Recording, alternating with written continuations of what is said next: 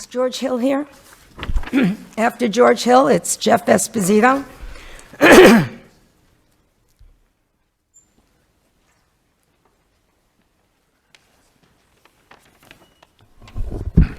Good morning. My name is George Hill, and I'm a resident of Mohave County. Given that resolutions dealing with international matters have absolutely nothing to do with the business of any county, and that the state legislature had already presumed to speak for all Arizonans regarding the supposed right of the Israeli government to defend itself by indiscriminately slaughtering defenseless civilians in Gaza, an area the Israeli government has illegally occupied and blockaded for more than 50 years, the redundancy of this board's resolution presuming to speak for all the residents of Mohave County, even our Muslim neighbors, is even more shameful.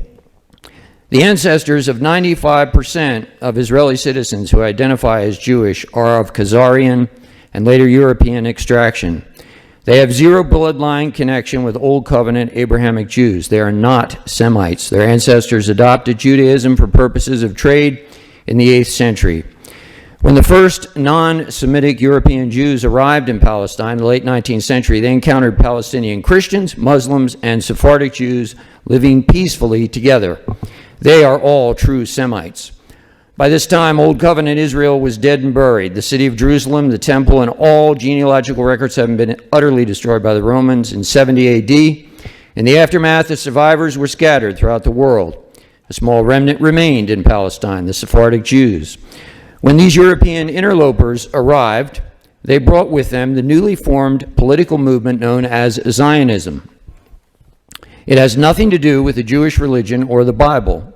Its intent from the beginning was and remains the establishment of an exclusive Jewish state. They never had and never will have any intention of sharing that land with anyone.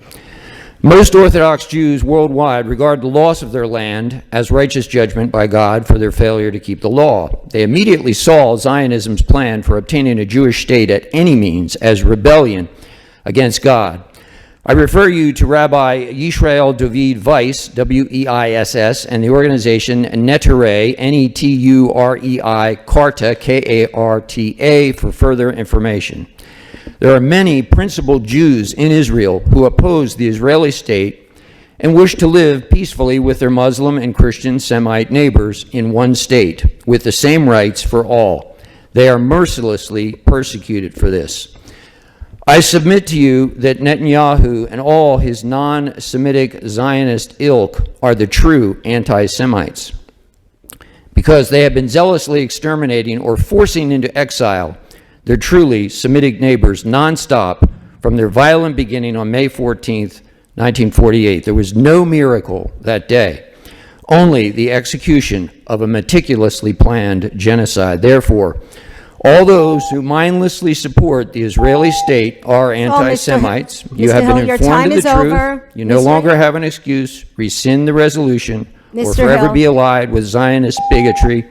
Anti-Zionism is not anti-Semitism. Mike.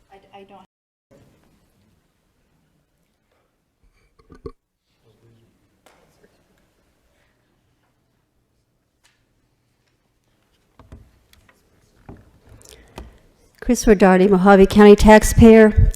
In 1783, in an address to the officers of his army, George Washington said, "For if men are to be precluded from offering their sentiments on a matter which may involve the most serious and alarming consequences that can invite the consideration of mankind, reason is of no use to us. The freedom of speech may be taken away, and dumb and silent we may be led like sheep to the slaughter." Then, in 1791, the First Amendment to the Constitution was ratified. Congress shall make no law respecting an establishment of religion or prohibiting the free exercise thereof, or abridging the freedom of speech, or of the press, or of the right of the people peaceably to assemble and to petition the government for a redress of grievances. January 16th was, in my opinion, a well-orchestrated attempt to destroy our right to free speech in Mohave County. When recommending for discussion and possible action, Chairman Angius no doubt believed there would in fact be no substantive discussion on item 29, only a rubber stamp approval. When forced to listen to citizens she purports to represent who offer opposing viewpoints, her body language and derisive chuckling clicked in. And then, as we all remember, calling Mr. Beffert her mortal enemy for daring to speak his opinion was another classy move on her part. Promising to never apologize and then apologizing on social media 3 days later was an obvious virtue signal, no doubt recommended by her behind-the-scenes senatorial handlers, in my opinion. Chairman Angius, you brought this on. You delivered this highly charged, highly controversial resolution to our county. By pushing this through, you assume it represents the opinions, beliefs, and values of all Mohave County citizens. And if it doesn't, it absolutely must, and it's your job to make sure it does. Well, as they say, every cloud has a silver lining. As a result of witnessing firsthand what happened last month, I have begun a deep dive into the issue behind the resolution.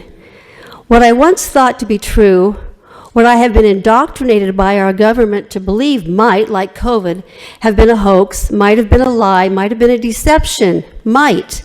I have therefore decided to take another look and carefully study before proudly standing with anything or anyone, and I encourage my fellow citizens to do the same, because after all, isn't that what free speech is all about? Thank you.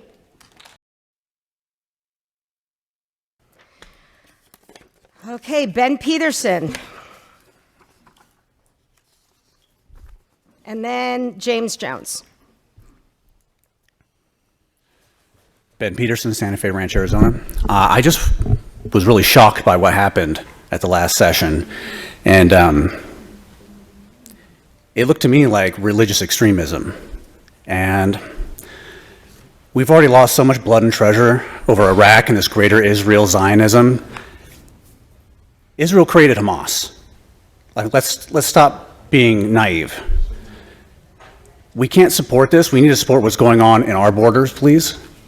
And you have a duty to the constitutions, and there was a breach of that duty. And you issued a threat, and there's harm there.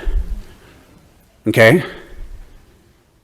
I think you should step down. I think if Mr. Beffert had done the same to you, he'd have a knee on the back of his neck right now. And you're just going to pretend like that didn't happen? I don't think so. Thank you. Send those videos to our clerk.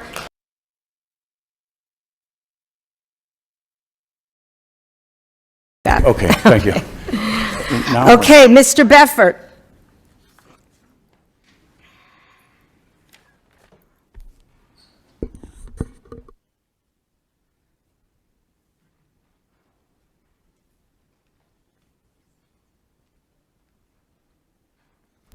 Supervisors, for the record, my name's Greg Beffert. I'm from Yucca.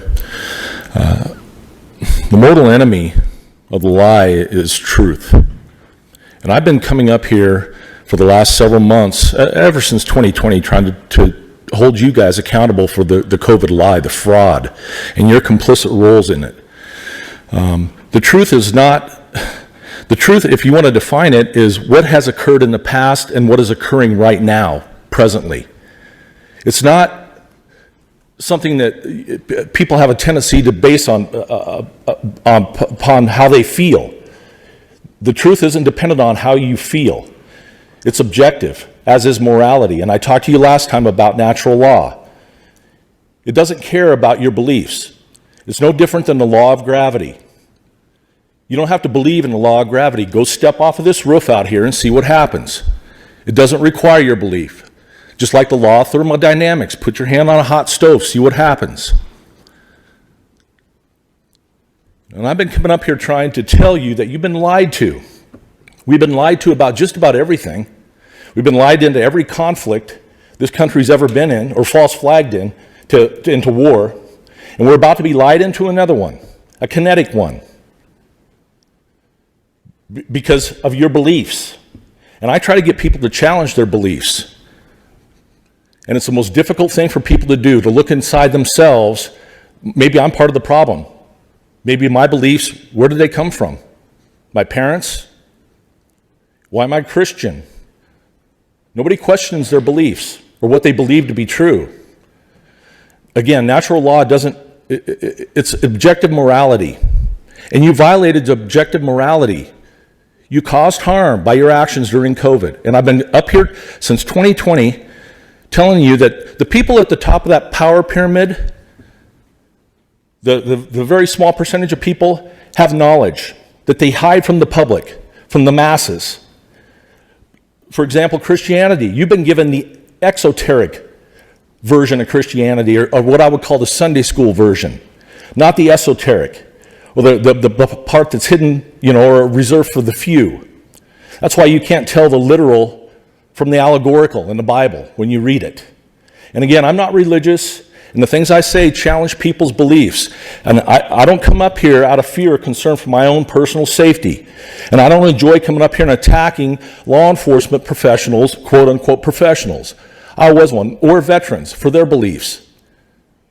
I don't enjoy it. I get no satisfaction out of it, but I'm going to continue to do it because I have a moral obligation to do it, and I will continue coming up here doing it.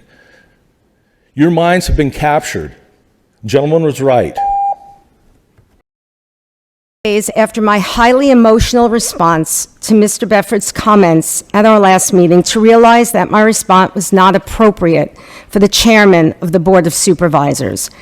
I reached out to Mr. Befford, both personally and publicly, to apologize for the harshness and tone of my words. Not only that, I offered to meet with him so we could discuss over a cup of coffee our unique insights into this complicated issue. Mr. Befford has chosen to rebuff me, but I want him to know that my offer still stands. It is a sincere apology. But him rebuffing me, that is his right. This is the last time I'll be commenting on this issue as the chairman of the Mohave County Board of Supervisors. Thank you.